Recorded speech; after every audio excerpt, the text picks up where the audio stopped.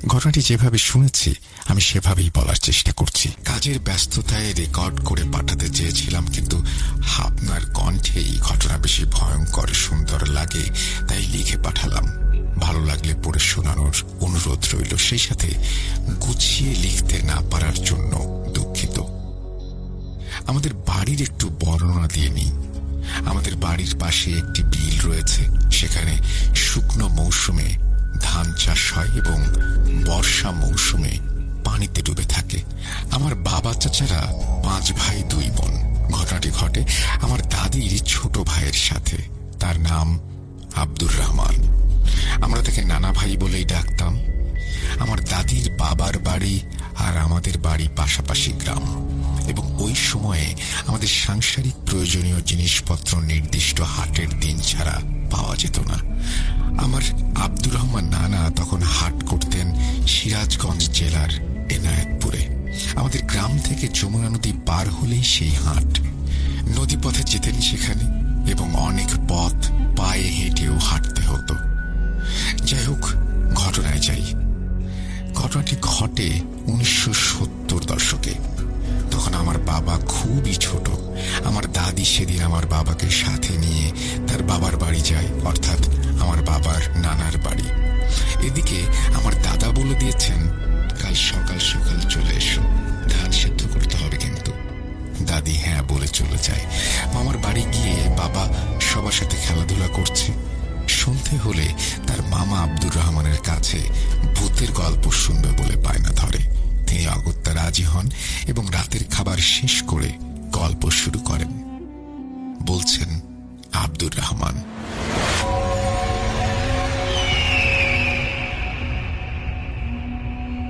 শুনতে হলে এটা কোনো গল্প না, আমার সাথে ঘটে যাওয়া সত্য একটি ঘটনা। তোর নানা আমাকে সেদিন হাটে পাঠিয়েছিল একটা মাছ ধরার জাল কিনতে। এনায়েতপুরের হাটে জালগুলো খুব ভালো বলে। তো আমি সকালবেলায় বের হই। বাড়ি থেকে তো স্থলচর পর্যন্ত হেঁটেই যেতে হলো। সেখান থেকে নৌকায় হাটে গিয়ে জালও কিনলাম। জাল কিনে হাট থেকে বের হয়ে নদীর কাছে আসতে আসতে আসরের আজান দিয়ে দিল।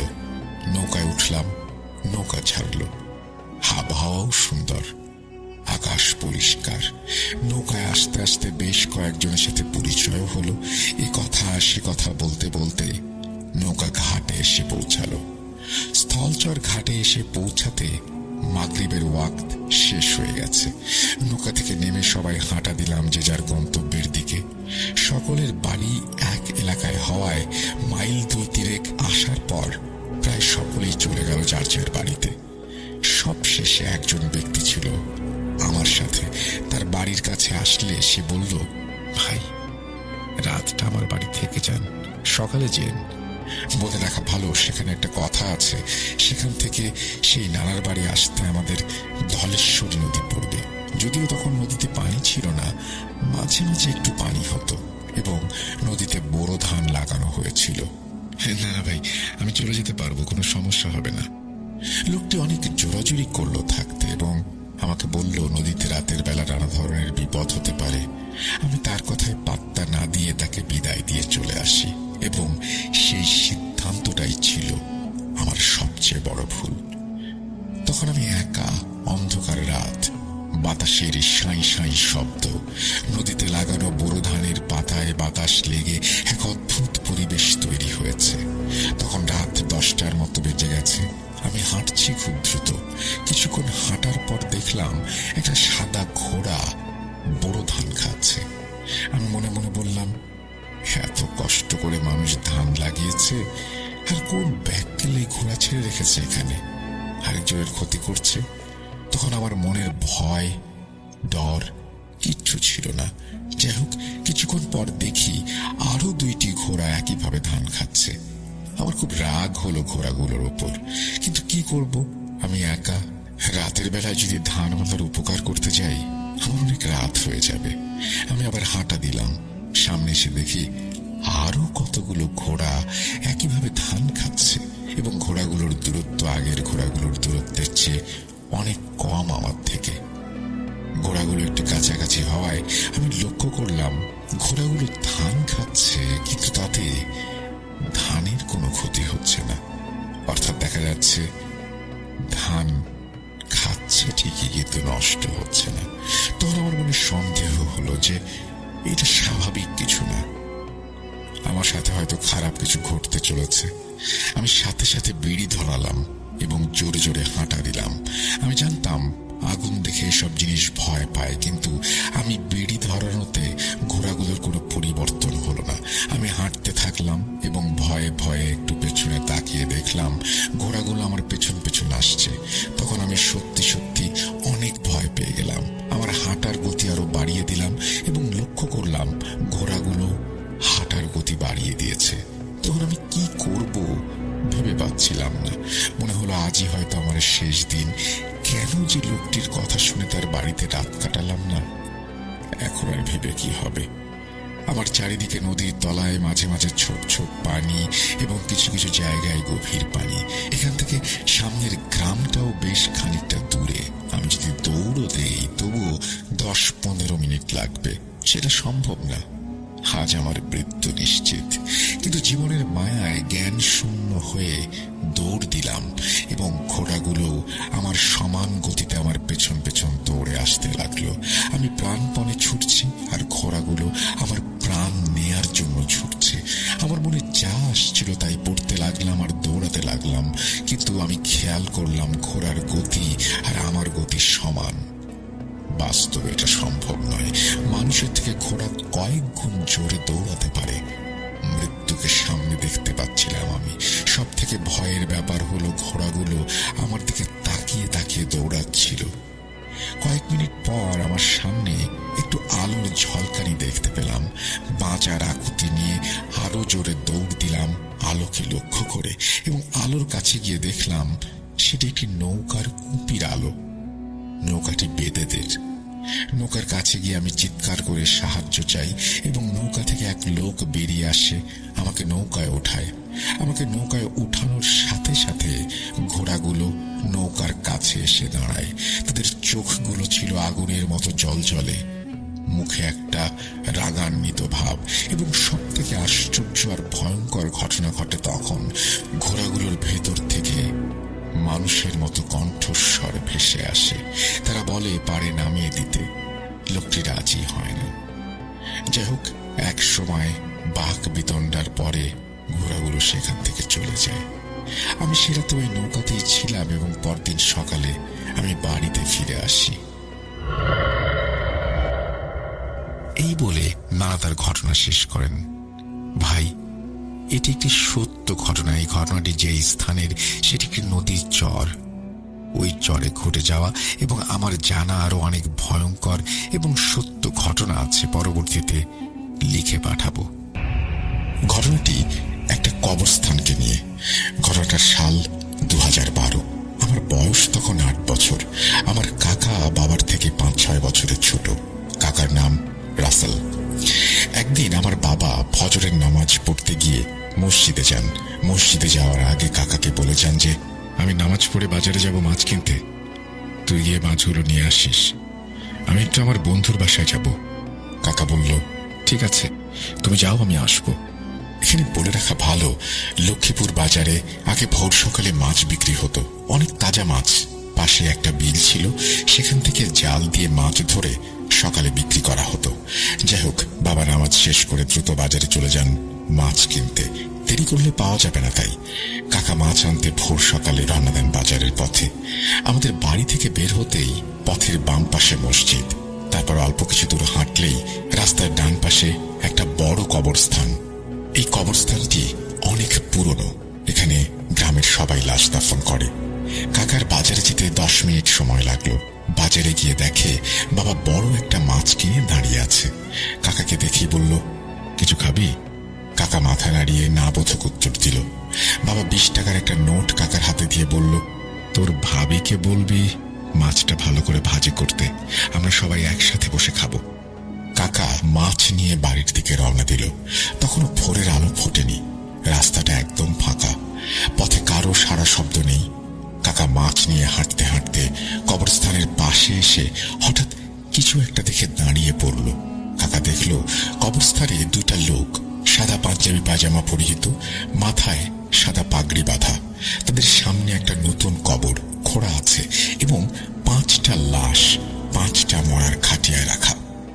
এরপর আস্তে আস্তে দুইটা লোক লাশগুলোকে ধরে কবরের ভেতরে রাখছে।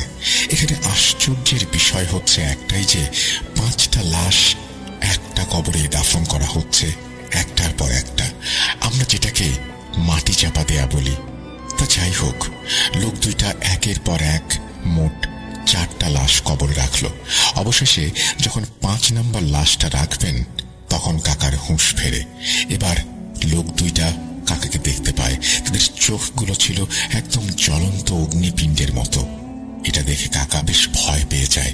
সাথে সাথে তিনি একটা জোরে চিৎকার দিয়ে বাড়ির দিকে ছুটে আসেন এবং বাড়ির উঠোনে এসে পড়ে যান, সেন্সলেস হয়ে যান। বাড়ির সবাই ছুটি করে আসে।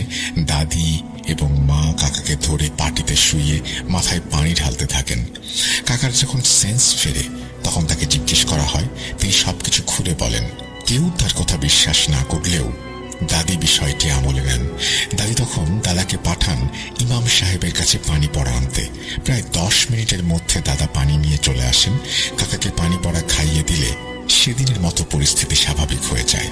কিন্তু আসল ঘটনা ঘটে পরের দিন সকালবেলা উঠে কাকা পাগলের মতো আচরণ করতে শুরু করে। যাকে সামনে পায় তাকেই মারধর করে এবং বলতে থাকে, যা দেখেছিস ভুলে যা ইত্যাদি আরো অনেক কথা। দাদা বুঝতে পারেন এবং সন্ধ্যায় এক কবিরাজকে বাড়িতে নিয়ে আসেন। কবিরাজ আসার পর সম্পূর্ণ বাড়িটা ঘুরে ফিরে দেখে দাদাকে বলেন যে, ঠিক আছে, ব্যাপারটা আমি দেখছি। আপনি কিছু জিনিস নিয়ে আসেন, যেমন আগরবাতি, মোমবাতি, জবা ফুল, আরো কিছু জিনিস। দাদা আর বাবা সবাই মিলে সবকিছু জোগাড় করেন। তারপর কবিরাজ ঘরে একটা আসন পাতেন এবং বলেন, এই ঘরে দরজা লাগিয়ে সবাই যেন বাইরে চলে যায়, ভুলেও কেউ যেন দরজা না খোলে তিনি না বলা পর্যন্ত, তা না হলে বিপদ হতে পারে। সবাই বাইরে চলে এলো এবং কবিরাজ কাজ শুরু করলো। কিন্তু কবিরাজ ভেতরে কি করছে কাকার সাথে তা কেউ জানতে পারেনি ভয়ে। কিছুক্ষণ পর কাকা চেঁচিয়ে উঠল আর বলল, আমার ভুল হয়ে গেছে, মাফ করে দাও। আরো অনেক শব্দ শোনা যাচ্ছিল। ঘরের ভেতরে যেন ঝড় বয়ে যাচ্ছে। আনুমানিক 30-35 মিনিট পর পরিস্থিতি স্বাভাবিক হলে কবিরাজ ডাক দেয় সবাইকে। দাদা দরজা খুলে দেখেন দুজনেই অজ্ঞান হয়ে আছেন। নাকে মুখে পানি ছিটিয়ে দিলে কবিরাজের হুঁশ ফেরে, কিন্তু কাকা তখনও অচেতন অবস্থায়। কবিরাজ বলেন যে সমস্যার সমাধান হয়েছে। এই তাবিজটি জ্ঞান ফেরার পর ওর হাতে বেঁধে দেবেন এবং 41 দিন রাখতে বলবেন। এখন আমি আসি। এই বলে কবিরাজ চলে যান। তার কিছুক্ষণ পর কাকার জ্ঞান ফেরে এবং কবিরাজের কথা মতো তাবিজটি পরিয়ে দেয়া হয় তাকে। এরপর কাকার আর কোনো সমস্যা হয়নি।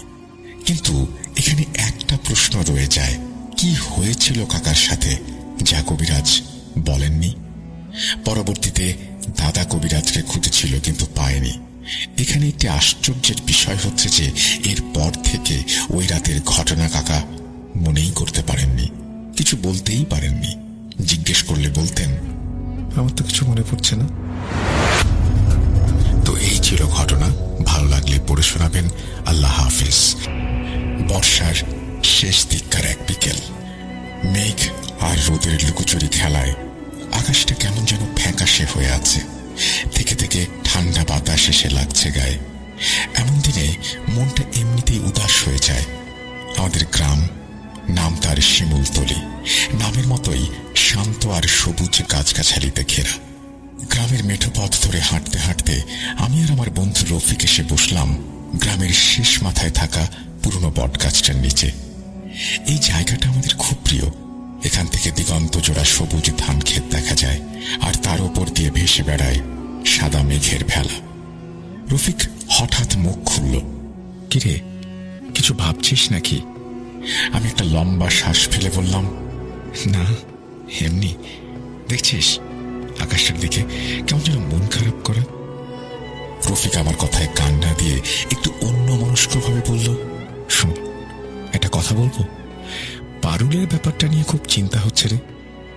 পারুলের নামটা শোনা মাত্র আমার বুকের ভেতরটা কেমন ছ্যাঁত করে উঠল। পারুল আমাদের গ্রামের সবচেয়ে সুন্দর মেয়ে। শুধু সুন্দর বললে ভুল হবে, তার চেহারায় এমন একটা মায়া ছিল যা সহজে ভোলা যায় না।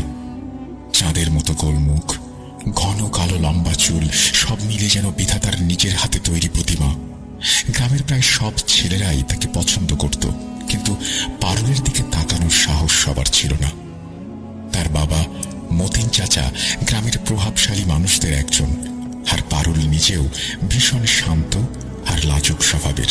আমি রফিকের দিকে তাকিয়ে বললাম, কেন, পারুলের আবার কি হলো? রফিক আমার দিকে একটু ঝুঁকে এসে ফিসফিস করে বলল, তুই তো জানিস ওর বিয়ের কথা চলছে, কিন্তু সমস্যাটা অন্য জায়গায়। গত সপ্তাহেও একটা সম্বন্ধ এসেছিল, ছেলেপক্ষ আর ফিরে আসেনি। এর আগেও 3-4টে ভালো সম্বন্ধ ভেঙে গেছে। কেউ কোনো কারণ দেখায় না, শুধু বলে এই বিয়ে হবে না। কথা শুনে আমি অবাক হলাম না, কারণ এই গুঞ্জনটা বেশ কিছুদিন ধরেই গ্রামের বাতাসে ভাসছিল। পারুলের জন্য যে সম্বন্ধই আসত, কোনো না কোনো অদ্ভুত কারণে সেটা ভেঙে যেত। কখনো ছেলেপক্ষ হঠাৎ করেই ভেঙে বসত, আবার কখনো এমন সব ঘটনা ঘটত যা স্বাভাবিক বলে মেনে নেওয়া কঠিন। আমি বললাম, এ তো নতুন কিছু না, কিন্তু তুই হঠাৎ তো চিন্তিত কেন? রফিক আমার চোখের দিকে সরাসরি তাকিয়ে বলল, কারণটা স্বাভাবিক না রে দোস্ত। গ্রামের লোকজন বলা বলি করছে পারুলের ওপর আশিক জিনের আসর পড়েছে। আশিক জিন শব্দটা কানে আসতেই আমার গা শিরশির করে উঠল। ছোটবেলা থেকে দাদি নানীদের মুখে শুনেছি সব গল্প। জিন 2 প্রকারের হয়, ভালো জিন আর খারাপ জিন, কিন্তু আশিক জিন ছিল সবচেয়ে ভয়ঙ্কর। এরা কোনো মেয়ের প্রেমে পড়লে তাকে নিজের করে পেতে চায়। সেই মেয়ের জীবনে অন্য কোনো মানুষকে সে সহ্য করতে পারে না। কেউ যদি তাকে বিয়ে করার চেষ্টা করে, তবে তার উপরে নেমে আসে ভয়ঙ্কর বিপদ। আমি রফিকের কথা উড়িয়ে দেওয়ার চেষ্টা করলাম, বললাম, দূর, এসব সেকেলে কথা। 21 শতকে এসে তুই সব জিন ভূতের গল্প বিশ্বাস করিস? রফিক আমার কথায় আহত হলো বলে মনে হলো। সে কিছুটা গম্ভীর হয়ে বলল, বিশ্বাস করতাম না যদি না নিজের চোখে কিছু দেখতাম। গত মাসে যে ছেলেটা পারুলকে দেখতে এসেছিল, নাম ছিল সম্ভবত আরমান, সে নাকি বাড়ি ফেরার পথে মারাত্মক দুর্ঘটনার শিকার হয়েছে। অল্পের জন্য প্রাণে বেঁচে গেছে। এর আগের সম্বন্ধ, সেই ছেলেটাও নাকি হঠাৎ করেই মানসিক সমস্যায় ভুগছে, এখন প্রায় পাগল। রফিকের কথাগুলো আমার মনের ভেতর একটা অজানা ভয় ঢুকিয়ে দিল। আমি আর কিছু না বলে চুপ করে রইলাম। সূর্যটা তখন পশ্চিম দিকে ঢলে পড়েছে। চারিদিকে কেমন একটা থমথমে পরিবেশ। পাখিরাও বাসায় ফিরে গেছে, তাই কোনো কিচিরমিচির শব্দ নেই। আমরা দুজন নিঃশব্দে বাড়ির দিকে হাঁটতে শুরু করলাম। বাড়িতে ফিরেও পারুলের চিন্তাটা মাথা থেকে গেল না। পারুলের বাড়ি আমাদের বাড়ি থেকে খুব বেশি দূরে নয়। ছোটবেলা থেকে তাকে দেখে আসছি, শান্ত, নম্র আর অসম্ভব মায়াবতী একটা মেয়ে। তার এমন পরিণতি হতে পারে এটা ভাবতেই আমার বুকের ভেতরটা কেঁপে উঠল। রাতে খাওয়ার পর বিছানায় শুয়েও ঘুম আসছিল না। বারবার রফিকের বলা কথাগুলো কানে আসছিল। আশিক জিনের আসর, কথাটা যেন কিছুতেই মাথা থেকে নামছে না। গ্রামের মুরব্বীদের কাছে শুনেছি আশিক জিন নাকি তার পছন্দের মানুষকে ছায়ার মতো অনুসরণ করে। সে চায় না তার ভালোবাসার মানুষটা অন্য কারো হোক। হঠাৎ করেই বাইরে শনশন করে বাতাস বইতে শুরু করলো। জানালার কপাটে বাড়ি খেয়ে অদ্ভুত এক শব্দ হচ্ছে। আমার মনে হলো কেউ যেন জানলার ওপাশে দাঁড়িয়ে আছে। আমি ভয়ে ভয়ে উঠে বসলাম। বুকের ভেতরটা ধরফর করছে। সাহস করে জানালার কাছে গিয়ে পর্দাটা একটু সরালাম। বাইরে ঘুটঘুটে অন্ধকার, শুধু বাতাসে গাছপালার ডালগুলো এমন ভাবে দুলছে যেন কোনো অদৃশ্য শক্তি তাদের নিয়ে খেলা করছে। ঠিক সেই মুহূর্তে আমার চোখ পড়ল পারুলের বাড়ির দিকে। দোতলার একটা ঘরে টিম টিম করে আলো জ্বলছে। ওটা পারুলের ঘর। আমার কেন যেন মনে হলো জানলার ধারে একটা ছায়া মূর্তি দাঁড়িয়ে আছে। আবছা অন্ধকারে স্পষ্ট কিছু বোঝা যাচ্ছে না, কিন্তু অবয়বটা একটা দীর্ঘদেহী পুরুষের মতো। মূর্তিটা স্থির, পারুলের ঘরের দিকে এক দৃষ্টিতে তাকিয়ে আছে। আমার সারা শরীর ভয়ে ঠান্ডা হয়ে গেল। আমি দ্রুত পর্দা টেনে বিছানায় এসে বসলাম। সারা রাত 2 চোখের পাতা এক করতে পারলাম না। ওই ছায়া মূর্তিটা কে ছিল? সত্যিই কি ওটা কোনো মানুষ, নাকি রফিকের বলা সেই আশিক জিন? পরদিন সকালে ঘুম থেকে উঠে রাতের ঘটনাটা ভুলতে পারছিলাম না। মনকে যতই বোঝাবার চেষ্টা করি ওটা আমার চোখের ভুল, ততই যেন ভয়টা জেগে বসছিল। রফিকের সাথে দেখা করার জন্য মনটা ছটফট করছিল। ওর সাথে কথা বললে হয়তো একটু হালকা লাগবে। আমি সকালের নাস্তা সেরেই রফিকের বাড়ির দিকে রওনা দিলাম। যাওয়ার পথে মতিন চাচার সঙ্গে দেখা। তাকে দেখে মনে হলো গত কয়েক মাস তার বয়স যেন 10 বছর বেড়ে গেছে। চেহারায় রাজ্যের দুশ্চিন্তার ছাপ। আমাকে দেখে একটা দীর্ঘশ্বাস ফেলে বললেন, কই চাস বাবা? রফিকদের বাড়ি যাচ্ছিলাম চাচা, আপনি ভালো আছেন? তিনি একটা শুকনো হাসি দিয়ে বললেন, আর ভালো থাকা, মেয়েটাকে নিয়ে যে কি বিপদে আছি তা শুধু আল্লাহই জানেন। এত ভালো ভালো সম্বন্ধ আসছে, কিন্তু কোনোটাতেই কিছু হচ্ছে না। সবাই এসে পছন্দ করে যায়, কিন্তু পরে আর কোনো খবর থাকে না। কি করব কিছুই বুঝতে পারছি না। তার অসহায় মুখটা দেখে আমার খুব খারাপ লাগলো। আমি তাকে সান্ত্বনা দিয়ে বললাম, চিন্তা করবেন না চাচা, সব ঠিক হয়ে যাবে। কিন্তু কথাটা বলার সময় আমার নিজের গলাটাই শুকিয়ে গিয়েছিল। কারণ আমি জানতাম সমস্যাটা যত সহজ মনে হচ্ছে ততটা সহজ নয়। রফিকদের বাড়ি পৌঁছে দেখি সে বারান্দায় বসে চিন্তিত মুখে কি যেন ভাবছে। আমাকে দেখে উঠে দাঁড়ালো, বলল, আয় ভেতরে আয়। আমি ওর পাশে বসতেও বলল, নতুন খবর শুনেছিস? আমি জিজ্ঞাসু দৃষ্টিতে তাকালাম। পারুলের জন্য আবার একটা সম্বন্ধ এসছে। ছেলে ঢাকায় বড় চাকরি করে, খুব ভালো। বিকেলে ওরা পারুলকে দেখতে আসবে। খবরটা শুনে আমার বুকের ভেতরটা আবার ধক করে উঠল। রাতের সেই ছায়ামূর্তির কথা মনে পড়তেই এক অজানা আতঙ্ক আমাকে গ্রাস করল। আমি রফিককে রাতের ঘটনাটা খুলে বললাম। সব শুনে ওর মুখটাও ফ্যাকাশে হয়ে গেল। ও কাঁপা কাঁপা গলায় বলল, তাহলে কি গ্রামের ওই কথাটাই ঠিক? পারুলের উপর সত্যিই কোনো কিছুর আসর পড়েছে? আমি কোনো উত্তর দিতে পারলাম না। আমরা দুজনেই চুপ করে বসে রইলাম। বিকেলের জন্য অপেক্ষা করা ছাড়া আমাদের আর কিছুই করার ছিল না। মনের ভেতর একটা ঝড় বয়ে যাচ্ছিল। আজ বিকেলে কি হতে চলেছে সেই চিন্তায় আমাদের দুজনেরই কপালে চিন্তার ভাঁজ পড়ল। আমরা ঠিক করলাম ছেলেপক্ষ যখন আসবে তখন আমরা দূর থেকে হলেও পুরো ঘটনাটার উপর নজর রাখব। বিকেল গড়াতেই আমরা পারুলদের বাড়ির কাছাকাছি একটা ঝোপের আড়ালে গিয়ে দাঁড়ালাম। এখান থেকে ওদের বাড়ির উঠোনটা স্পষ্ট দেখা যায়। কিছুক্ষণ পরই একটা সাদা গাড়ি এসে বাড়ির সামনে থামল। গাড়ি থেকে একজন মধ্যবয়সী ভদ্রলোক, একজন মহিলা আর সাথে একজন সুদর্শন যুবক নামল। বোঝা যাচ্ছে হেরাই পাত্রপক্ষ। মতিন চাচা আর তার স্ত্রী হাসি মুখে তাদের বাড়ির ভেতরে নিয়ে গেলেন। প্রায় 1 ঘন্টা পর তারা বেরিয়ে এলেন। সবার মুখেই হাসি দেখে মনে হচ্ছে কথাবার্তা ইতিবাচক হয়েছে। পাত্র আর পারুলকে সম্ভবত আলাদা করে কথা বলার সুযোগ দেয়া হয়েছিল, কারণ পারুলও তাদের সাথে বেরিয়ে এলো। তার মুখটা লজ্জায় লাল হয়ে আছে, কিন্তু সেই লাল আভার ভেতরেও আমি একটা চাপা ভয় দেখতে পেলাম। পাত্রপক্ষ গাড়িতে ওঠার আগে মতিন চাচার সাথে কি যেন কথা বলল। তাদের হাব ভাব দেখে মনে হলো বিয়েটা প্রায় পাকা। তারা গাড়িতে উঠে চলে যাওয়ার পর মতিন চাচা আর তার স্ত্রী স্বস্তির নিঃশ্বাস ফেললেন। কিন্তু আমার আর রফিকের ধুকপুকানিটা গেল না। সূর্যটা তখন পুরোপুরি ডুবে গেছে। চারিদিকে অন্ধকার নামতে শুরু করেছে। আমরা ঝোপের আড়াল থেকে বেরিয়ে বাড়ির দিকে হাঁটা ধরলাম। রফিক ফিসফিস করে বলল, দেখলি, কিছু তো হলো না, হয়তো আমাদেরই ভুল। আমি বললাম, হতেও পারে, কিন্তু আমার মনটা কেন যেন সায় দিচ্ছে না। বাড়ি ফেরার পথে হঠাৎ করেই একটা দমকা হাওয়া আমাদের পাশ দিয়ে বয়ে গেল। হাওয়ার সাথে ভেসে এলো অদ্ভুত এক মিষ্টি গন্ধ, অনেকটা বেলি ফুলের মতো, কিন্তু তার চেয়েও তীব্র। আমার হঠাৎ করেই রাতের সেই ছায়ামূর্তির কথা মনে পড়ল। আমি চমকে এদিক ওদিক তাকালাম, কিন্তু কাউকে দেখতে পেলাম না। ঠিক তখনই দূর থেকে একটা চিৎকার ভেসে এলো। চিৎকারটা যেন বাতাস চিরে আমাদের কানে এসে বিঁধল। আমরা দুজনেই চমকে উঠলাম। এটা একটা পুরুষের আর্তনাদ, আর আওয়াজটা যেন সেদিক থেকে আসছে যেদিকে ছেলে পক্ষের গাড়িটা গেছে। আমার আর রফিকের বুঝতে বাকি রইল না কোনো একটা অঘটন ঘটেছে। আমরা দুজন ভয়ে ভয়ে সেই আওয়াজ লক্ষ্য করে দৌড়াতে শুরু করলাম। বাতাস আকাশ চিরে ভেসে আসা সেই ভয়াল আর্তনাদটা আমাদের দুজনের রক্ত জমিয়ে দেওয়ার জন্য যথেষ্ট ছিল। মুহূর্তের জন্য আমরা যেন পাথর হয়ে গেলাম। গ্রামের নিস্তব্ধ সন্ধ্যায় এমন চিৎকার স্বাভাবিক নয়। রফিক আমার হাতের কবজিটা খামচে ধরল। ওর হাত বরফের মতো ঠান্ডা আর কাঁপছে। কিসের আওয়াজ এটা?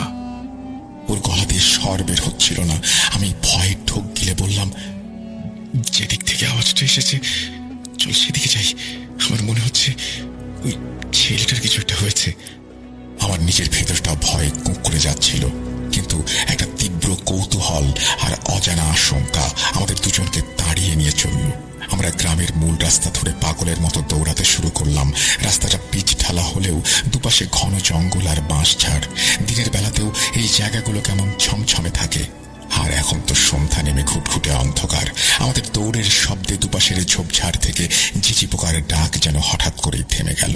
চারপাশের এই আকস্মিক নীরবতা ভয়টাকে আরো কয়েক গুণ বাড়িয়ে দিল। কিছু দূর এগোতেই আমরা দৃশ্যটা দেখতে পেলাম। রাস্তার ঠিক মাঝখানে সেই সাদা গাড়িটা দাঁড়িয়ে আছে, কিন্তু কেমন যেন অদ্ভুতভাবে বাঁকানো। সামনের অংশটা রাস্তার পাশে একটা বিশাল শিরীষ গাছের সাথে এমন ভাবে ধাক্কা খেয়েছে যে বনেটটা দুমড়ে মুচড়ে গেছে। হেডলাইট দুটো ভেঙে চুরমার, কিন্তু একটা ভাঙা কাচের ভেতর থেকে টিম টিম করে আলো বের হচ্ছে। অন্ধকারটাকে সেই আলো আরো ভৌতিক করে তুলছে। আমরা ভয়ে ভয়ে গাড়ির কাছে এগিয়ে গেলাম। চালকের আসনে বসা মধ্যবয়সী ভদ্রলোক, সম্ভবত ছেলেটির বাবা, স্টিয়ারিং এর উপর হুমড়ি খেয়ে পড়ে আছেন। তার কপাল ফেটে রক্ত বেরোচ্ছে। পেছনের আসনে বসা মহিলাটি ভয়ে জ্ঞান হারিয়েছেন, কিন্তু আমাদের চোখ খুঁজছিল সেই সুদর্শন যুবকটিকে, পারুলের জন্য আসা সেই পাত্রটিকে। গাড়ির পেছনের দরজা খোলা, মনে হচ্ছে কেউ ধাক্কা দিয়ে বা টেনে হিঁচড়ে দরজাটা খুলেছে। আমরা টর্চের আলো ফেলে আশেপাশে তাকাতেই দৃশ্যটা চোখে পড়ল। রাস্তার পাশে জঙ্গলের ঠিক শুরুতে যুবকটি চিত হয়ে পড়ে আছে। তার চোখ দুটো খোলা, কিন্তু সেই দৃষ্টি আকাশের দিকে স্থির। মুখে এক অবর্ণনীয় আতঙ্কের ছাপ, যেন মৃত্যুর আগে সে ভয়ঙ্কর কিছু একটা দেখেছে। তার শার্টের কয়েকটা বোতাম ছেঁড়া আর গলায় নীলচে দাগ।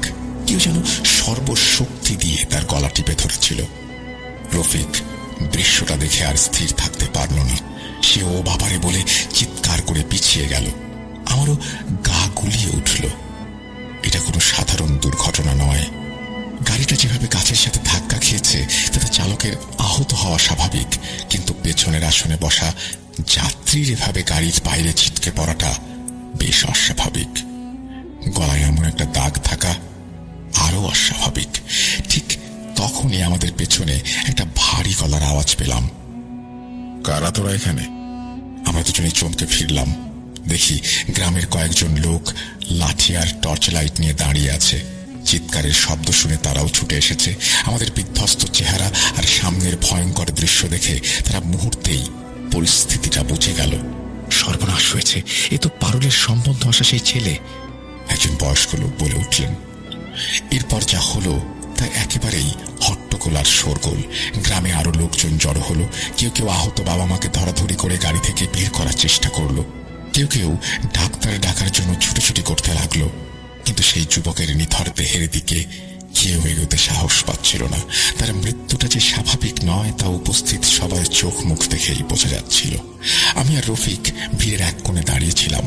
রফিক তখনও থরথর করে কাঁপছে। ফিস ফিস করে বলল, আমি বলেছিলাম না এটা কোনো মানুষের কাজ না, সে আশিক জিন। সেই এটা করেছে।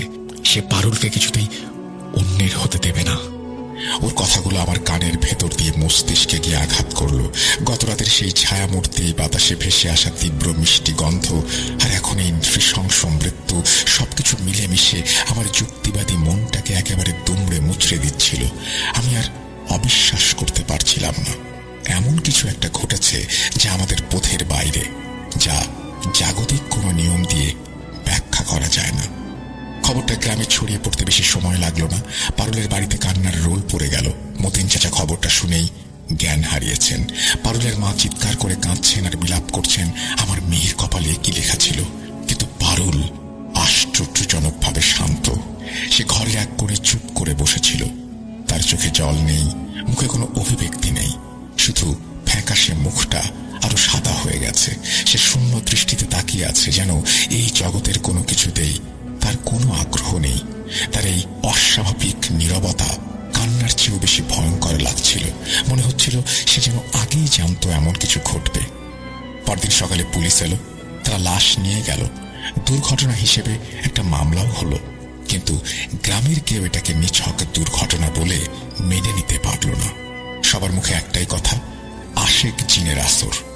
পারুলের নামটা এখন আর সৌন্দর্যের প্রতীক নয়, বরং এক ভয়ঙ্কর অভিশাপের নামান্তর হয়ে উঠল। গ্রামের মায়েরা তাদের মেয়েদের পারুলের সাথে মিশতে বারণ করল। যে পারুলকে একসময় সবাই পছন্দ করত, সে এক মূর্তিমান আতঙ্ক।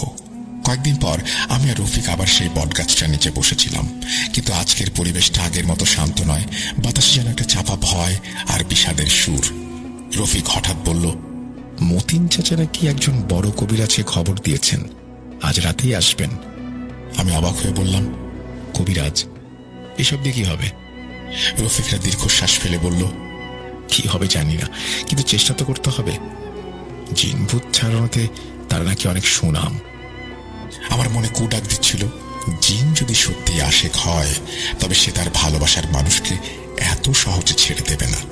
রাত বাড়ার সাথে সাথে অস্থিরতা বাড়তে লাগলো। আমি কিছুতেই ঘরে বসে থাকতে পারলাম না। রফিককে ফোন দিয়ে বললাম, চল একবার দেখে আসি কি হচ্ছে।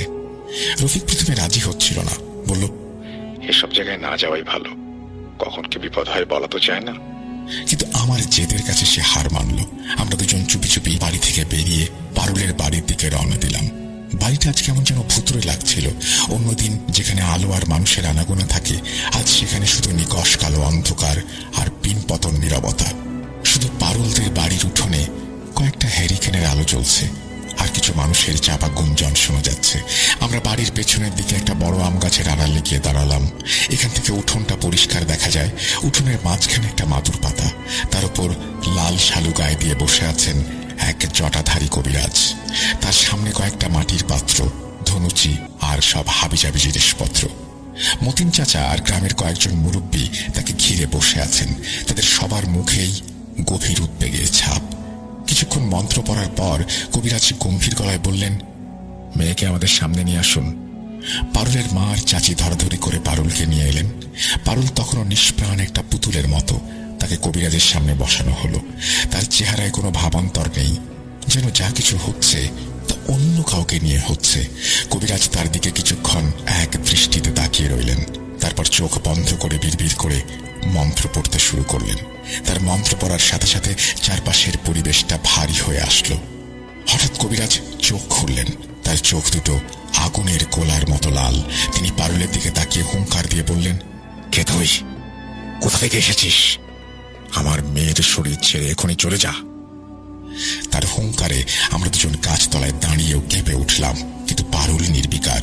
সে একইভাবে বসে রইল। কবিরাজ এবার আরো রেগে গেলেন।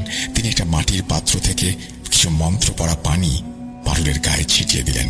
পানিটা লাগার সাথে সাথেই অবিশ্বাস্য ঘটনা ঘটল। পারুল, যে এতক্ষণ নিষ্প্রাণ পুতুলের মতো বসেছিল, সে হঠাৎ করে মাথা ঝাঁকিয়ে উঠল। কোনো নারীর গলা এমন হতে পারে না। পারুল কথা বলতে শুরু করলো। পারুলের শরীরটা ধনুকের মতো বেঁকে গেল। তার চোখ দুটো লাল। সে কবিরাজের দিকে তাকিয়ে এই পুরুষালী গলায় বলল, এত বড় সাহস, তুই আমাকে চলে যেতে বলিস? কবিরাজ দম্বার পাত্র নয়। তিনি আবারও জোরে মন্ত্র পড়া শুরু করলেন, কিন্তু এবার পারুলের রূপ আরো ভয়ঙ্কর হয়ে উঠল। সে দু হাত দিয়ে নিজের চুল ছিঁড়তে লাগলো, পাগলের মতো হাসতে লাগলো। কবিরাজ একটা লোহার শিখ গরম করে পারুলের দিকে এগিয়ে যেতেই সে চিৎকার করে উঠল, এর ফল ভালো হবে না। কথার সাথে সাথেই প্রচন্ড দমকা হাওয়া বইল। হ্যারিকেন নিভে গেল। চারিদিকে নেমে এলো অন্ধকার। সেই অন্ধকারের মধ্যে শুধু শোনা যেতে লাগলো পারুলের সেই ভয়ঙ্কর হাসি আর কবিরাজের আর্তনাদ।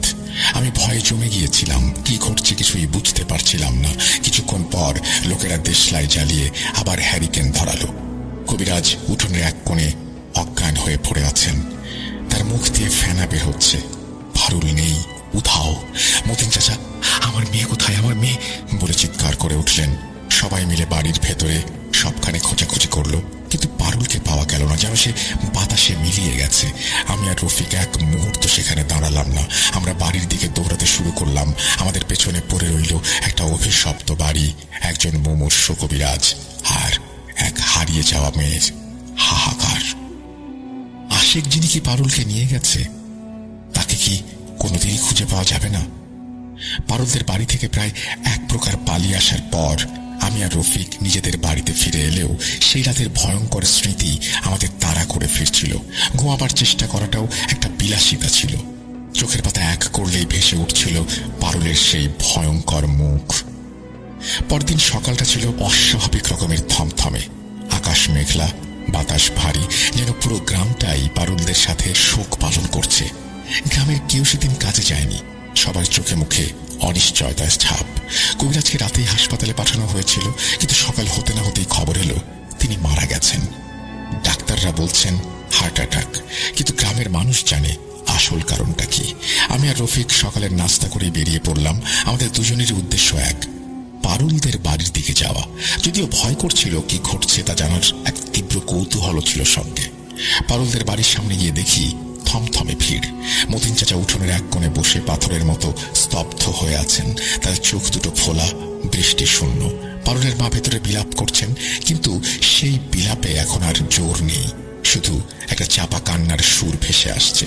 পারুলের খোঁজার সব রকম চেষ্টা করা হয়েছে। গ্রামের যুবকরা দল বেঁধে আশেপাশের জঙ্গল, পুকুর, ধানক্ষেত সবকিছু খুঁজেছে, কিন্তু তার কোনো চিহ্ন পাওয়া যায়নি। ঠিক তখনই ভিড়ের মধ্য থেকে একজন বয়স্ক লোক গ্রামের ইমাম সাহেব এগিয়ে এলেন। তিনি মতিন চাচার কাঁধে হাত রেখে ভারী গলায় বললেন, মতিন ভাই, যা হওয়ার হয়ে গেছে, এখন আর হাহুতাশ করে লাভ নেই। আল্লাহর উপর ভরসা রাখুন। আমার মন বলছে পারুল মাকে খুঁজে পাওয়া যাবে। তার কথায় মতিন চাচা একটু সম্বিত ফিরে পেলেন। তিনি ইমাম সাহেবের দিকে ভাঙা গলায় বললেন, কিভাবে পাবো হুজুর? আমার মেয়েকে তো সেই শয়তান নিয়েই গেল। আমার সব শেষ। ইমাম সাহেব বললেন, সবকিছুরই একটা উপায় থাকে। জিন জাতির ক্ষমতা আছে, কিন্তু তারা আল্লাহর ক্ষমতার ঊর্ধ্বে নয়। তবে আমার একটা সন্দেহ হচ্ছে। সবাই উৎসুক হয়ে তার দিকে তাকালো। ইমাম সাহেব চারদিকে একবার দেখে নিয়ে গলা নামিয়ে বললেন, আশেক জিন সাধারণত তার পছন্দের মানুষকে নিজের কাছে নিয়ে নেয়, এটা ঠিক, কিন্তু তারা নিজেদের জগৎ ছেড়ে এই মানুষের জগতে খুব বেশি দিন থাকে না। পারুল মাকে সে হয়তো আশেপাশে কোথাও লুকিয়ে রেখেছে, এমন কোনো জায়গায় যেখানে সাধারণ মানুষের নজর পড়বে না। তার কথা শুনে রফিক হঠাৎ আমার দিকে তাকালো। ওর চোখে আমি এক অদ্ভুত আলো দেখতে পেলাম। ও আমাকে ইশারায় একটু দূরে ডেকে নিয়ে গেল। ফিসফিস করে বলল, ইমাম সাহেবের কথা শুনে আমার একটা জায়গার কথা মনে পড়ছে। গ্রামের পশ্চিম দিকে সেই পুরনো জমিদার বাড়িটা আছে না, যেটা 100 বছর ধরে পরিত্যক্ত। আমার বুকের ভেতরটা ছ্যাঁত করে উঠল। জমিদার বাড়ি? জায়গাটার কথা ভাবতেই গা শিরশির করে ওঠে। ছোটবেলায় কতবার শুনেছি ওই বাড়িতে জিন পরীরা বাস করে। সূর্য ডোবার পর ওই দিকটায় গ্রামের কেউ ভুল করেও পা বাড়ায় না। দিনের বেলাতেও জায়গাটা অন্ধকার আর স্যাঁতস্যাঁতে থাকে। বিশাল বিশাল গাছপালা বাড়িটাকে এমন ভাবে ঢেকে রেখেছে যে আকাশ পর্যন্ত দেখা যায় না। আমি বললাম, তুই কি বলতে চাইছিস? রফিক দৃঢ় গলায় বলল, সম্ভাবনা উড়িয়ে দেওয়া যায় না। ইমাম সাহেব বললেন, এমন জায়গা যেখানে মানুষের নজর পড়বে না। এর চেয়ে ভালো জায়গা আর কি হতে পারে? তাছাড়া ছোটবেলায় শুনতাম ওই বাড়িতে নাকি এক জিনের বাদশা থাকত, যে এক মানবীর প্রেমে পড়েছিল। কথাটা আমার কাছে নিছকে গল্প বলে মনে হলেও বর্তমান পরিস্থিতিতে কোনো কিছুই আর অসম্ভব মনে হচ্ছিল না। আমি বললাম, কিন্তু ওখানে যাওয়া তো খুব রিস্কি। রফিক আমার দিকে তাকিয়ে বলল, পারুলকে তো খুঁজে বের করতে হবে নাকি? রফির কথা আমি সাহস পেলাম। আমরা দুজন মিলে গ্রামে আরো 5-6 জন সাহসী যুবককে রাজি করালাম। প্রথমে কেউ যেতে রাজি হচ্ছিল না, কিন্তু পারুলের জন্য তাদের সবারই মায়া হচ্ছিল। তাছাড়া একসাথে এতজন থাকলে ভয়টাও কম লাগবে। আমরা সিদ্ধান্ত নিলাম লাঠি, সোঁটা আর টর্চ লাইট নিয়ে রওনা দেব। আমরা যখন জমিদার বাড়ির দিকে রওনা দিলাম তখন দুপুর গড়িয়ে বিকেল হয়ে গেছে। আকাশটা আরো বেশি মেঘলা হয়ে এসেছে। যে কোনো মুহূর্তে ঝমঝম করে বৃষ্টি নামবে। জমিদার বাড়ির কাছাকাছি পৌঁছাতেই পরিবেশটা কেমন যেন বদলে গেল। বাতাসের মধ্যে একটা ঠান্ডা স্যাঁতস্যাঁতে ভাব। পোকামাকড়ের ডাকও এখন শোনা যায় না। চারিদিকে এক কবরের নিস্তব্ধতা। বিশাল লোহার গেটটা মরিচা ধরে প্রায় ক্ষয় হয়ে গেছে। সামান্য ধাক্কাতেই ক্যাট ক্যাট করে একটা ভয়ঙ্কর শব্দ করে খুলে গেল। আমরা ভেতরে পা রাখতেই মনে হলো যেন অন্য কোনো এক জগতে প্রবেশ করেছি। ঘন জঙ্গলের মতো গাছপালা আর লতাপাতায় পুরো বাড়িটা ঢাকা। দিনের আলো ঠিকমতো প্রবেশ করতে পারছে না। ভেতরে একটা ভ্যাপসা পচা পাতার গন্ধ। বাড়িটা দোতলা, কিন্তু এখন শুধু কঙ্কালসার কাঠামো দাঁড়িয়ে আছে। দেয়ালের পলেস্তারা খসে পড়েছে, জানালা দরজা বলতে কিছু নেই। আমরা সবাই একসাথে গা ঘেঁষাঘেঁষি করে এগোতে লাগলাম, সবার হাতেই শক্ত করে ধরা লাঠি। পারুল, পারুল বলে কয়েকবার হাঁক দিলাম আমরা, কিন্তু আমাদের ডাক শুধু দেয়ালে প্রতিধ্বনিত হয়ে ফিরে এলো, যার নীরবতাকে আরো ভয়ঙ্কর করে তুলছিল। আমরা সাবধানে নিচের ঘরগুলো এক এক করে দেখতে লাগলাম। মাকড়সার জাল, ধুলোর আস্তরণ আর ইঁদুর চামচিকার বিষ্ঠা ছাড়া আর কিছুই নেই। কোনো ঘরেই পারুলের চিহ্ন মাত্র পেলাম না। আমাদের সাথে আসা একজন বলল, এখানে কিছু নেই, চলো ফিরে যাই। এই ছিল ঘটনা। আমি সঙ্গত কারণে আমার নাম বলতে চাইছি না, তবে আমি বাংলাদেশ পুলিশ বাহিনীর একজন সৎ সদস্য। বর্তমানে আমি বরিশাল রেঞ্জের কোনো এক জেলায় কর্মরত আছি। আমার জীবনে রয়েছে 3টি ঘটনা, যার ভেতর থেকে আমি একটা শেয়ার করছি। সোজা ঘটনায় চলে আসি। প্রথমে আমার পারিবারিক বর্ণনায় আসছি, নতুবা মানুষ কতটা হিংস্র হতে পারে তার পুরোপুরি আপনারা বুঝতে পারবেন না। আমার পরিবারের আমি একমাত্র পুত্র সন্তান। আমি ব্যতীত আমার আরো 2টি বোন আছে, যারা আমার বড়। আমার মা আমার চাকরির শুরুতেই মারা যান। বাবা মারা যান চাকরির 6 বছরের মাথায়। নিকটতম আত্মীয় বলতে কেউ নেই। 2 বোন আছেন তাদের পরিবার নিয়ে, তাদের কাছে সাহায্য সহানুভূতি মেলে না। আমি বিয়ে করি, আমার চাকরি যখন 3 বছর অতিক্রম করেছে, তখন যা ছিল আমার পছন্দের একটা মেয়েকে। তার জন্মস্থানের দূরত্ব আমার থানা থেকে আনুমানিক 30 কিলোমিটার। এখন ঘটনায় যাই। ঘটনা 1।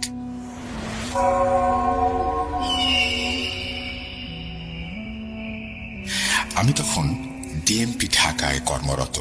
ডিএমপি থাকাকালীন আমি বিয়ে করি। বিয়ে করে কিছুদিন ভালোই কাটে, কারণ পরিবারে আমি, বাবা, আমার স্ত্রী, এই হলো সদস্য। সুখেই থাকার কথা।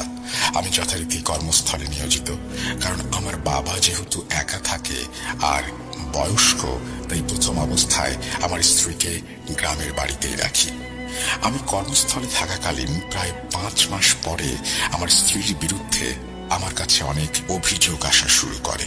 অভিযোগগুলো হলো, আমার স্ত্রী আমার বাবাকে যথাসময়ে খাবার দেন, সারাদিন বাসার দোতলায় উঠে থাকে আর একা একা কথা বলে, সে মোবাইল নিয়ে সারাদিন থাকে, তার পড়াশোনার স্থলে কিছুদিন পর পরে যেতে চায়, আরো অনেক আছে, নাই বললাম। অবশেষে আমার কাছে এসব কথা আসার পর আমাদের ভেতরে কিছুটা দ্বন্দ্ব দেখা যায়। আমি আমাদের পারিবারিক অশান্তির মিটমাট করার জন্য, তাকে নিয়ে থাকার জন্য ডিএমপি থেকে বরিশাল রেঞ্জে অনেক কষ্টে পোস্টিং করাই। আমি আপনাকে বুঝাতে পারবো না যে নিচু পদে কর্মচারীরা কতটা অবজ্ঞার শিকার হয় আমাদের পুলিশ বিভাগে। যাই হোক, একটা জেলায় পোস্টিং হয়। আমি তাকে নিয়ে পারিবারিক সমস্যা দূর করতে কর্মস্থলে বসবাস করা শুরু করি। কিন্তু আমার স্ত্রীর কাছে আসাটাই যে আমার জীবনের জন্য সবচেয়ে বড় অভিশাপ হয়ে দাঁড়াবে তা আমি জানতাম না।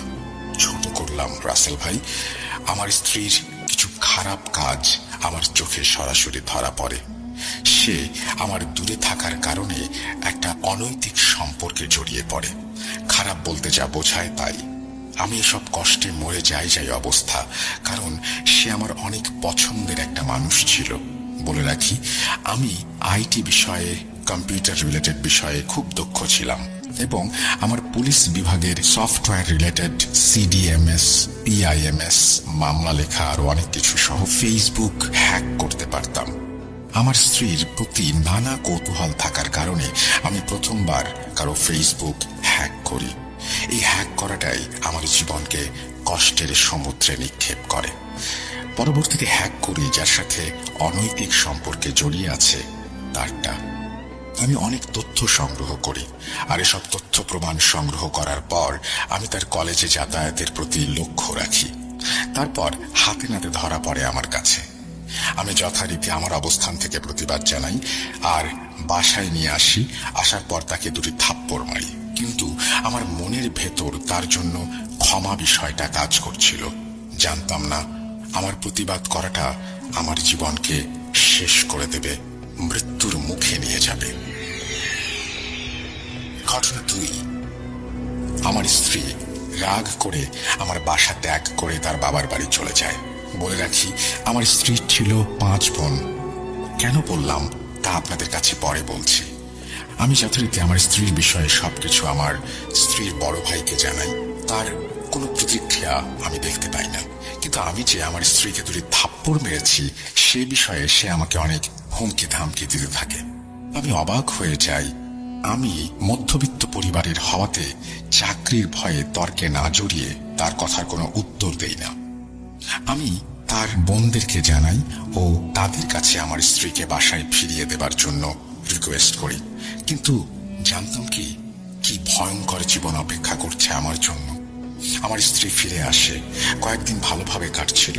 একদিন অফিস থেকে ফিরে এসে আমার স্ত্রীকে বাসায় দেখতে না পেয়ে কল দেই। সে জানায় পাশের বাসায় ভাবির বাসায় আছে। আমি না ডেকে আমার কাছে বাসার আরো একটি চাবি থাকায় ঘরে প্রবেশ করি। যখন আমি আমার পোশাক খুলতে যাই তখন আমার পোশাকের পকেট থেকে 5 টাকার একটা কয়েন পড়ে যায়। কয়েনটা খাটের পায়ের কাছে গড়িয়ে গেলে আমি নিয়ে যখন আনতে যাই তখন সামান্য একটা লাল কাপড়ের টুকরো আমি আমার পায়ের কাছে দেখতে পাই। তখন আমার কোনো কৌতূহল হয়নি, কারণ ময়লা পড়ে থাকতে পারে ভেবে টাকা নিয়ে চলে যাই।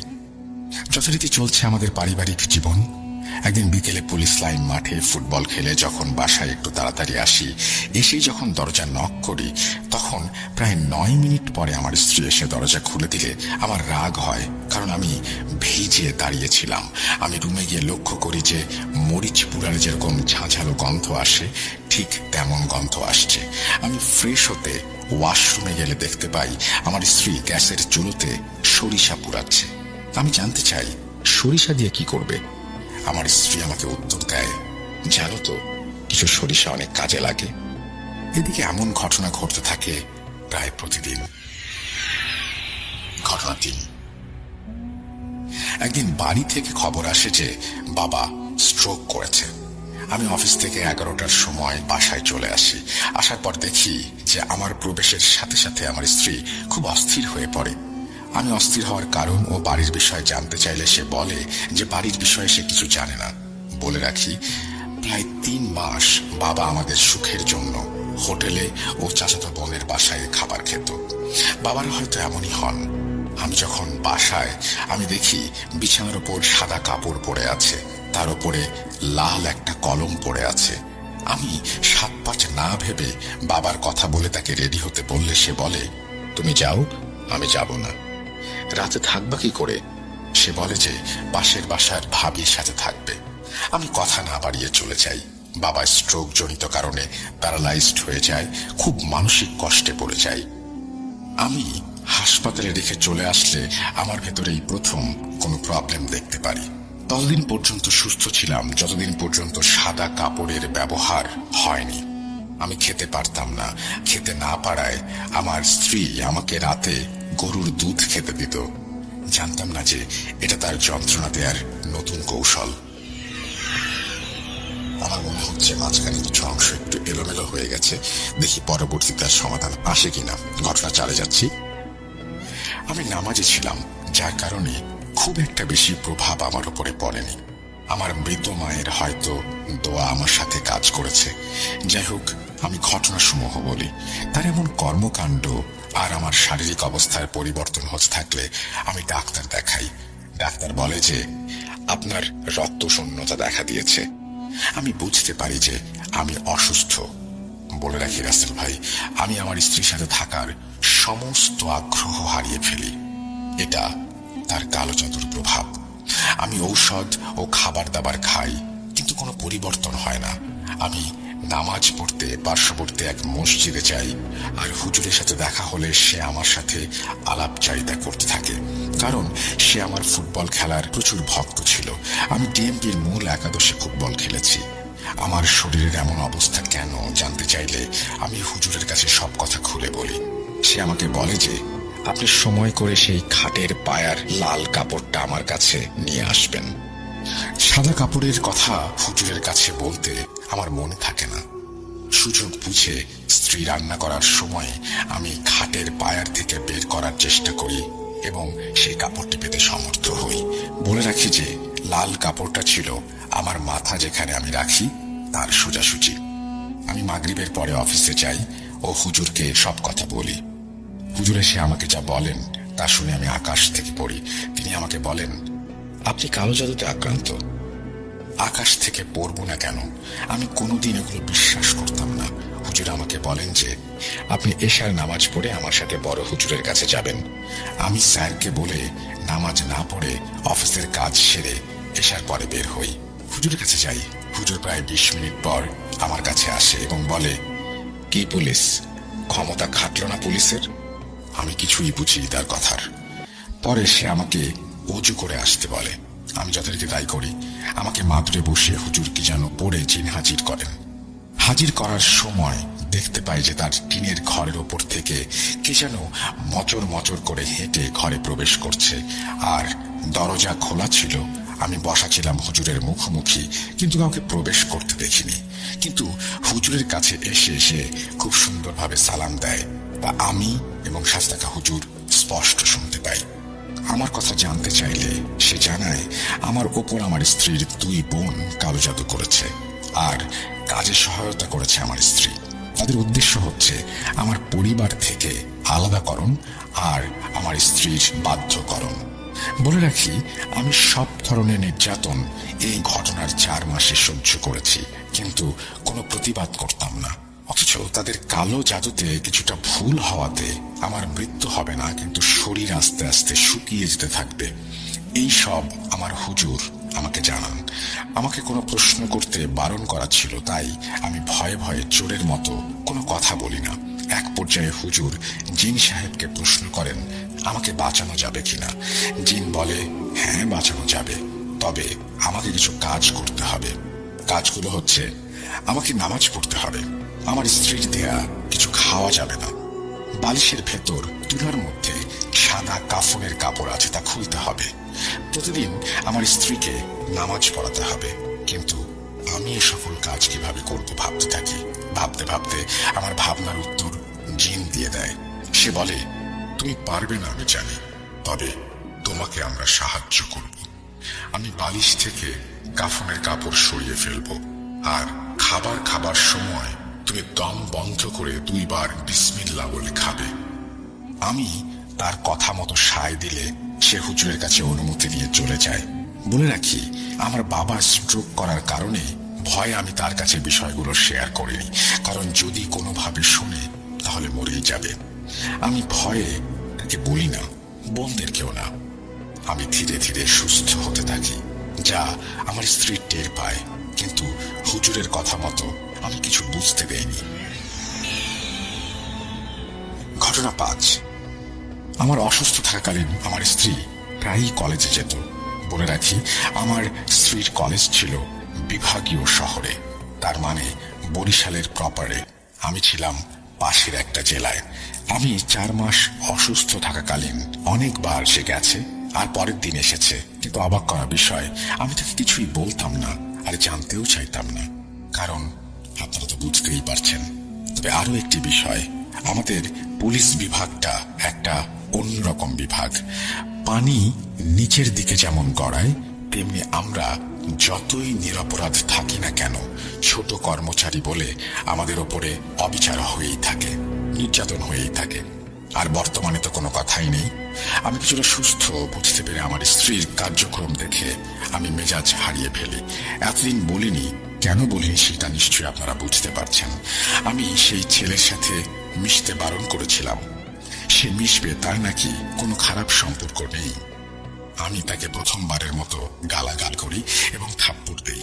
সে মেঝেতে পড়ে গেলে আমাকে বলে যে সে আমার চাকরি খাবে এবং আমাকে নাকি মেরেও ফেলবে। তার প্রথম কথাটা আমলে নেই, কিন্তু মেরে ফেলবে এই কথাটা আমি আমলে নেইনি, কারণ আমার স্ত্রী আমাকে মারবে তা আমার বিশ্বাস করতে কষ্ট হয়। আমি অফিসে চলে যাই। রাত 9টার পর অফিস শেষ করে বাসায় আসি এবং তখন দেখি আমার স্ত্রী বাসায় নেই। সাথে সাথে তার সাথে যোগাযোগ করার চেষ্টা করলে সে বারবার ফোন কেটে দিতে থাকে। রাত হবার কারণে সে কোথাও যায় না, তবে সে ওই মুহূর্তে আমার অতিরিক্ত পুলিশ সুপার মহোদয়ের কাছে বিচার দিতে চলে যায়, যা আমি জানতাম না। আমার এক কলিগ আমাকে ফোন করে জানায়, আরো জানায় যে আমার স্ত্রীর গলায় কাটা দাগ এবং তাকে নাকি দা দিয়ে আমি জবাই করতে চেয়েছি। কিন্তু আল্লাহ সাক্ষী, আমি মাত্র একটা থাপ্পড় মেরেছিলাম। ও আমার গায়ে হাত তুলতে আসে বলে ধাক্কা দিয়ে আমি বাইরে চলে যাই। আমাকে রাত 10টার সময় চোর যেভাবে আমরা খুঁজি, সেভাবে আমাকে আইন শৃঙ্খলা রক্ষাকারী বাহিনী খুঁজতে থাকে। আমি যথারীতি স্যারের কাছে হাজির হই। আমি গুরুত্বপূর্ণ একটা অফিসে নিয়োজিত থাকার কারণে আমাকে সবাই চিনত। আমাকে স্যার খুব বাজেভাবে বকা দিতে থাকে আর আমাকে এর পরিণতির কথা বলতে থাকে। আমি অপরাধ না করেও ক্ষমা চেয়ে চলে আসতে চাই, কিন্তু মেয়ে বলে যে আমি নাকি তাকে নিয়ে মেরে ফেলবো। সে ভাবির সাথে থাকতে চায় পাশের বাসার, এবং সে চলে যায়। আমি খুব ছোট হয়ে যাই কর্মস্থলে। আমি পরের দিন আমার অফিসের বসকে অবগত করি, কিন্তু কালো জাদুর বিষয়ে কিছু বলি না। বস আমাকে শান্ত থাকার কথা বলেন, আমি তাই থাকি। পরের দিন সকালে আমি পাশের বাসার ভাবির বাসায় তাকে আনতে গিয়ে দেখি আমার স্ত্রী সে বাসায় নেই। সে খুব সকালে বাবার বাড়ি চলে যায়। এই শুরু হয় আমার জীবন শেষ করার চূড়ান্ত অধ্যায়। ঘটনা 6। আমার স্ত্রী বাড়ি যাওয়ার পরে তার বোন ও আমার স্ত্রী মিলে আমাকে ধুঁকে ধুঁকে মেরে ফেলতে জঘন্য কালো জাদু করে। 14 দিন পরে আমার স্ত্রী আমার কর্মস্থলে বাসায় আসে, নিচে নিচে চলে আসে। আমি খুশি হই এবং তাকে বলি যা হবার হয়ে গেছে, আমরা ভালোভাবে চলাফেরা করি। সে সায় দেয়, কোনো তর্ক করে না। আমি খুশি হই। 9 দিন ভালো করে চলতে থাকে। একদিন ঘুম থেকে ওঠার সাথে সাথে আমার নাক দিয়ে রক্ত পড়তে শুরু করে। আমি রক্ত পড়া দেখে খুবই অবাক হয়ে যাই। খুব মাথা ব্যথা অনুভব করি। সকাল 6:21 দিকে ঘটনা ঘটে। আমি সবসময় ঘড়ি পরে থাকতাম, তাই সময়গুলো আমার খুব ভালোভাবে মনে আছে। পরে নাক পরিষ্কার করে মাথায় তেল পানি দিয়ে শুয়ে থাকি, কারণ অফিস তো 9:30। যখন ব্যথায় ক্লান্ত হয়ে আমার চোখে ঘুম ঘুম অবস্থা, তখনই ঘটে আরেক কাহিনী। আমার পেটে প্রচুর ব্যথা ওঠে এবং আমার বারবার বাথরুমে যাবার প্রয়োজন হয়। আমি বিছানাতেই বাথরুম করে দেই। বুঝতেই পারছেন আমার অবস্থা। আমি সাথে সাথে আমার কলিগদের এবং কিছু ব্যাচমেটকে খবর দেই। তারা দৌড়ে আসে, আমাকে পরিষ্কার করতে সহায়তা করে। আমি খুব কৃতজ্ঞ তাদের প্রতি। যাই হোক, আমি ফ্রেশ হবার পর যখন পোশাক পরব, তখন দেখি আমার পোশাকগুলো দিয়ে পোড়া পোড়া গন্ধ বের হচ্ছে। আমি ভাবলাম হয়তো রোদে না শুকানোর কারণে এমন স্যাঁতস্যাঁতে গন্ধ। আমি সেটা পরে অফিসে চলে যাই। তখন আমার স্যার বলেন, শরীর যেহেতু খারাপ, তাহলে ল্যাপটপে বসে কাজ করো। আমি রাজি হই, কিন্তু কেন যেন আমার মনে হলো আমি বাসা থেকে যেতে পারলেই ভালো লাগবে, তাই করলাম। যখন বাসা থেকে বের হলাম, তখন আমার মনে হলো আমি এক নতুন সূর্য দেখছি। কি যে শান্তি লাগছে। আর অফিসে যাবার পর কোনো সমস্যা, মাথা ব্যথা, পেট ব্যথা কিচ্ছু অনুভব করিনি। আমি অফিসে আসলে স্যার আমাকে বলে, সুস্থ আছো যখন, তাহলে সকালে এমন ভান করলা কেন? আমি তো অবাক। স্যার বলেন কি এগুলো? কলিগরা কি তাহলে আমার বিষয়ে কিছুই বলেনি? কারো ভালো কেউ নিতে পারে না। ওদের কাছে যখন জানতে চাই স্যারের কাছে বলেনি কেন, ওরা বলে কি বলবো স্যারের কাছে। আমি কষ্টে চুপ করে রইলাম। কাজ শেষ করে দুপুর 2:35 আসি। ঠিক খাবার খাবো, এই সময় আমার স্ত্রীকে ডাক দিলে সে বলে, সব বাড়া আছে, খেয়ে নাও। আমি তাই করি, খেতে থাকি। খাবারের শেষ পর্যায়ে দেখি অনেকগুলো ছোট ছোট চুল খাবারের ভেতরে। আমি আর না খেয়ে খাবার রেখে দিই, ঘুমোতে চলে যাই। ঘুমোতে যখন যাব, তখন মনে মনে ভাবি যে আমাদের বাচ্চা নেওয়া দরকার, তাহলে মন মানসিকতার পরিবর্তন আসবে। আমি কথাটা প্রকাশ করি। আমার স্ত্রীর কাছে বলা মাত্রই সে বিচলিত হয়ে বলে, সময় হয় নাই, হলেই নেব। আমি কিছু না বলে চুপ করে শুয়ে থাকি। তখনই ঘুমের ভেতর অনুভব করি যে কেউ একজন আমার পায়ের বুড়ো আঙ্গুল ধরে টানছে। আমি লাফ দিয়ে উঠে দেখি কেউ নেই, আর আমার পাশে আমার স্ত্রী ঘুমিয়ে আছে। এই ঘটনার 17 দিনের মাথায় আমার স্ত্রী বাসা থেকে অযথা চলে যায়। আমার স্ত্রী বাসায় থাকাকালীন সময়ে এই একটা সমস্যায় লক্ষ্য করতাম যে কে যেন আমার পা ধরে টানে। কিন্তু আমার স্ত্রী চলে যাওয়ার পরে রাতের ঘটনা, রাত 2:25। মোবাইল টিপতে টিপতে ঘুমিয়ে পড়ি। কখন যে ঘুমিয়ে যায় আমি নিজেও জানি না। সেদিন ছিল শনিবার। রাত আনুমানিক 3:10। আমার কান সবসময় সজাগ থাকে, সেই জন্য আমি ওই সময় আওয়াজ পেতে থাকি যে আমার রান্নাঘরে 4 থেকে 5 জন মিলে কথা বলছে আর কি যেন খাবার খাচ্ছে। শব্দ শোনার পরে আমি উঠে বসি ও মোবাইল খুঁজতে থাকি। ঘুমের কারণে বুকের ওপর আমার মোবাইলটা পড়ে যায় আর খাপ খুলে যায়, যার কারণে কোথায় যেন বন্ধ হয়ে থাকে। আমি তো ভয়ে ফুলে 3 জন হয়ে গেছি। কি করব, চিৎকার দেব না 2 তলা থেকে লাফ দেবো জানলা দিয়ে ভাবছি। তখনই দেখি আমার সামনে থেকে দেয়ালের দিকে একজন হেঁটে যায় এবং সেখানে হেলান দিয়ে দাঁড়িয়ে আমার দিকে তাকিয়ে থাকে। আর বাইরে কি কারণে যেন জোরে কুকুর ডাকতে শুরু করে। আমি বুঝতে পারি না কেন এমন ঘটছে। আমার এমন সাহস ছিল, যদি কেউ আমাকে গভীর রাতে নদী পার হতে বলতো তাও পারতাম, কিন্তু এখন দেখি আমি ভয়ে মারা যাচ্ছি। আমি জোরে জোরে আল্লাহ আল্লাহ বলতে থাকি এবং যত সূরা জানি আমি সব সূরা পড়তে থাকি। সেই মুহূর্তে আমার কাছে আসতো না কালো ছায়াগুলো, শুধু বিছানার চারপাশে ঘুরতে থাকে। সজ্ঞানে কতক্ষণ এভাবে ভয়ানক বিষয়গুলো দেখেছি। চারপাশে কুকুরের ডাক, ঘরের ভেতরে দৌড়ের শব্দ, ঘুটঘুটে অন্ধকার। আমি পাগল হয়ে যাচ্ছিলাম। আমি যখন সুইচ বোর্ডের নিকটে যাই লাইট জ্বালাতে, দেখতে পাই আমার সামনে থেকে ছায়াময় 4 জনের একজন জোরে আমার বুকের উপরে উঠে আঘাত করছে। আমি চিৎকার দিয়ে খাটের সাথে বাড়ি খাই। আমার বুকের ওপর আঘাত করার ফলে আমার নাক দিয়ে রক্ত পড়ছে এবং সেটা আমি অনুভব করতে পারি। আমি যখন পড়ে যাই তখন উপলব্ধি করি যে অন্য একজন আমার ডান পায়ের বুড়ো আঙুল ধরে টানছে আর কি যেন সব বলছে, বুঝতে পারছি না। সাথে সাথে আজানের শব্দ আমার কানে আসে এবং সেই শব্দ আসা মাত্র নিমিষেই সবকিছু উধাও হয়ে যায়। আমি ঘামিয়ে যাই আর কান্না করতে থাকি। কি করব ভাবতে ভাবতে একটা সময় ক্লান্ত হয়ে ঘুমিয়ে পড়ি। সকালে উঠে দেখি আমার নাক দিয়ে রক্ত গড়িয়ে পড়ে আমার গায়ে থাকা স্যান্ডো গেঞ্জি ভিজে গেছে। আমি অফিস শেষে হুজুরের কাছে গেলে যে দেখি যে হুজুর তার মেয়ে জামাই বাড়িতে গেছে। মনে চাইছে তখনই জোরে কান্না করে দেই। কি করব ভাবতে ভাবতে শেষ আমি। তখন কল করি আমার স্ত্রীকে, তার কোনো সাড়া আমি পাই না। সাথে সাথে আমার এক মেয়ে বন্ধু তার কাছে ফোন দেই।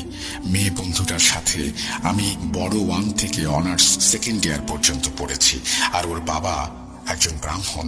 ওর কাছে সব কথা খুলে বলি। তখন ও ওর বাবার নাম্বার দিলে তার সাথে কথা বলি। সে বলে এই বিষয়গুলো সম্পর্কে তার কোনো জ্ঞান নেই এবং তিনি বলেন তুমি ভালো হুজুরের কাছে যাও। রাতে অফিস শেষ করে বাসায় নামাজ পড়ি।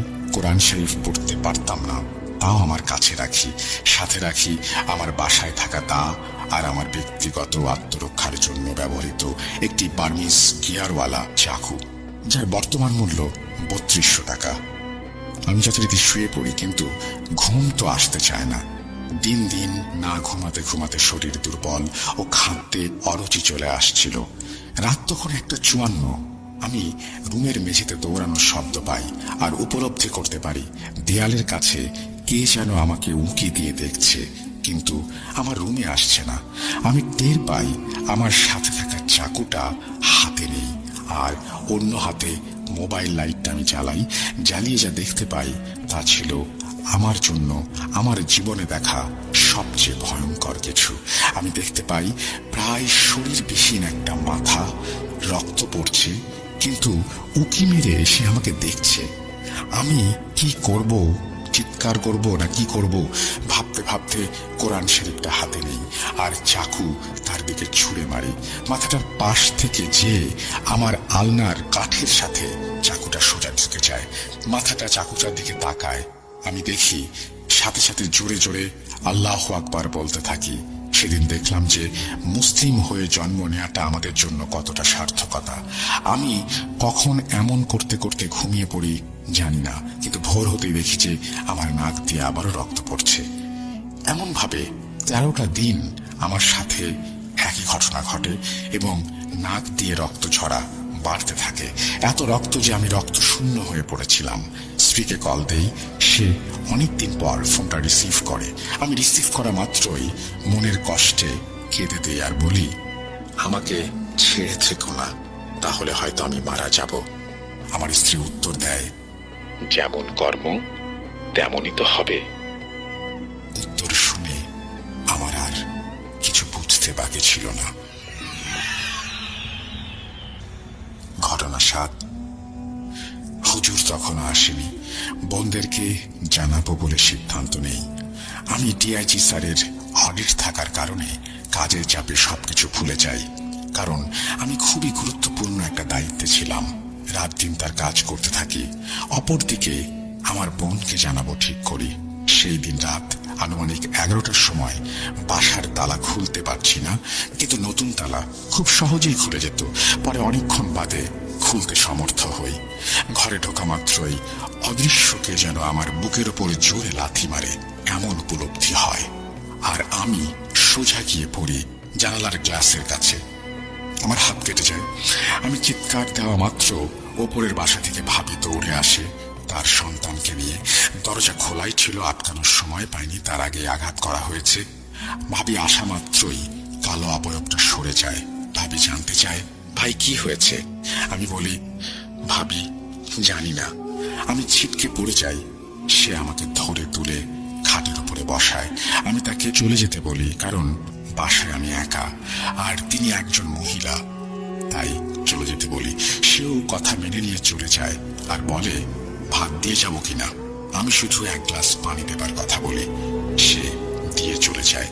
ঘটনার রাত আমার সাথে যা ঘটে, কি করে তার কষ্ট আপনাদেরকে বুঝাই। আমার চাকুটা আমি খুঁজে পাচ্ছি না। সেদিন রাত থেকেই শুরু হয় আমার প্রতি কালো ছায়ার নির্যাতন। নামাজ পড়তে পারি রক্তের কারণে। আমি কোরআন শরীফ এনে রাখবো, সেই মুহূর্তে আমাকে পুরো শূন্য দূরে আঘাত করা হয়েছে। আমি খুব ব্যথা পাই আমার কোমরে। আর অন্য একজন কি যেন বলে, তাদের ভাষা আমি কখনো বুঝতে পারতাম না। অপর এক কালো ছায়া, তাকেও আমি ঠিক বুঝতে পারতাম না। এই প্রথম তার কথা আমি বুঝতে পেরেছি। তার কথা ছিল, এই তো এখনই তোকে মেরে ফেলতে পারি, এখনই মারছি না, যেন তোকে ধীরে ধীরে শেষ করতে পারি। আর কথাগুলো ছিল আমার স্ত্রীর কণ্ঠের। আমি ব্যথায় খুব কান্না করতে থাকি। আমি কিছুই করতে পারছি না। তখন সেই অবয়বটা বলে, তোর বোনকে জানাবি? তাহলে তোর বোনকে কালই হত্যা করব। তোর বোন তো লেকের পাড় থেকে আসা যাওয়া করে, তাই না? আমি শুনে প্রথম তাদের কথার উত্তর দেই। আমি বলি, কোনো দিন বলবো না। কিন্তু অপরাধ কি? আমার বলা মাত্রই আমার বুকের ওপর সজোরে আঘাত আসে। আবার রক্তে ভিজে যায় আমার বুকটা। আমি নাক চেপে রাখি।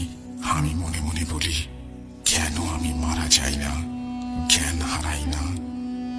আমি কখন যে রক্ত পড়তে পড়তে ঘুমিয়ে যাই মেঝেতে জানি না। সকালে আমাকে সবাই হাসপাতালে নিয়ে যায়। আর সময় ছিল বেলা 3টা।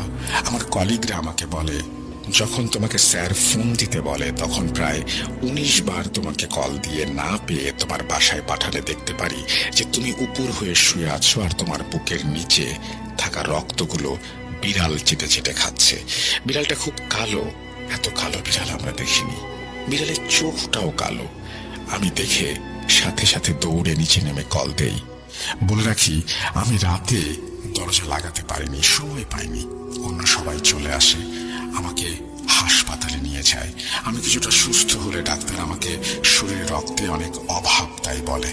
আমার কেউ আপন ছিল না, তাই কারো কাছে না বলে আমি চুপ করে থাকি আর ডাক্তারের দেওয়া ঔষধপত্রগুলো খেতে থাকি।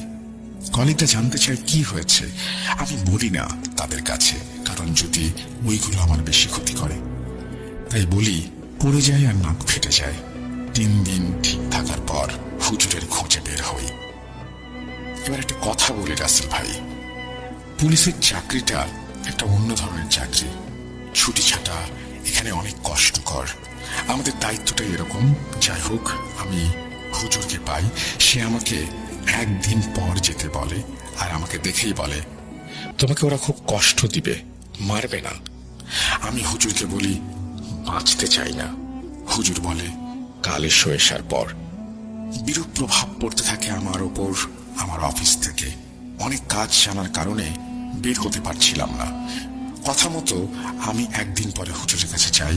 হুজুর বলে, বসো আর বলো, খাবে কিছু? না হুজুর। কয় বেলা খাওনি? হুজুর, 5 দিন। পানি কলা আর রুটি ছাড়া কিচ্ছু খাইনি। আমি ভাত খাবো কয়টা? হুজুর শুনে কেঁদে দেয়। আমি 2 প্লেট ভাত কিভাবে খাই টের পাই না। হুজুর আমাকে শান্ত করে তারপরে বলে, বাবা, তুমি কি অপরাধ করেছো তোমার বউয়ের সাথে? আমি তাকে বলি সব কথা, পূর্বের কথা। হুজুর বলে, তোমার স্ত্রী তোমাকে আস্তে আস্তে শেষ করার জন্য আবার কালো জাদু করেছে।